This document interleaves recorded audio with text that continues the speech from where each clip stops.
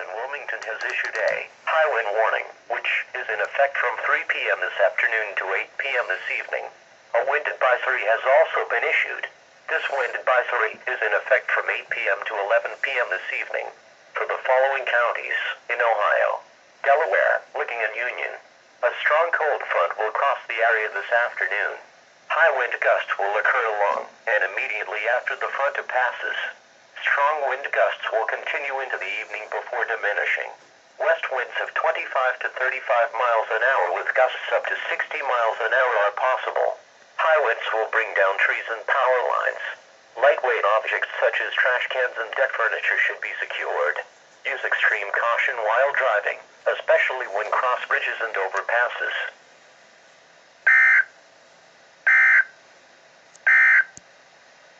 The National Weather Service in Wilmington has issued a wind advisory, Well, guys, that was rare. High wind warning. Not good. Pushing my